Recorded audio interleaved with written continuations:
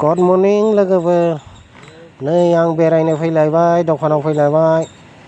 एखे जोबोद मोजांखा जायगाफ्रा नायनानै ला लोगोफोर नोंसिनि जोंनि जायगा बायदि नङा बिराद पानि नहार दालां बनायदोंसो बेसे मोजां गारि मथर खारबाय था गोसो बायदि बेफोरबायदि लामा दङ लोगोफोर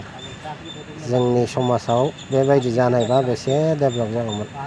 जों फैनांगौ गोनाङानो जानाय नङामोन लोगोफोर नै बेयाव बिफां फांसे दङ बिराद मोजां दंफांनि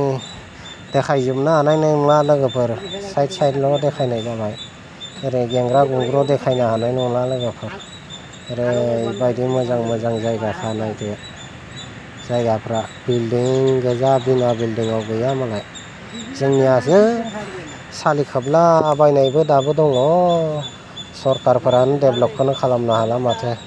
जोंखौलाय माबोरै जाबावनांगौ जोङो ओंखायनोथ' जोङो नै बेयाव मा जानो जानाय लोंनाय मोनजोबो लोगोफोर बे दखानाव नायनानै ला लोगोफोर आरो नामा नाय लोगोफोर बिसिना गावसिनि भाषानि आखरा सिगाङाव थायो लोगोफोर जेब्लाबो गाहायाव थाया गोजौआवसो थायो जोंनासो गाहायावसो थायो गोजौआव थाया जेब्लाबो नायदो लोगोफोर माबायदि आखर लिरो बिसोरो गावसिनि आखर गोजा जोंनि जायगायाव बिदिमोन दासो जाहांबायदां दा जाबाय मोनफा मोननै ओइनै गारि पार्किंफोरा लोगोफोर नै ब्रिजफोरा बोरै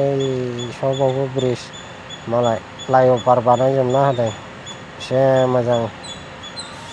जायगा बानायदों ओइनो हस्टेला लोगोफोर बिराद गिदिर हस्टेल नायबाय था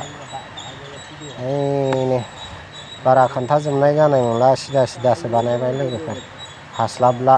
ओंखायनोथ' बेबायदि बानायनाय जाबाय ओइनो बासफोरा अबाव थांनो मोनजोबो बासफोरखौ लोगोफोर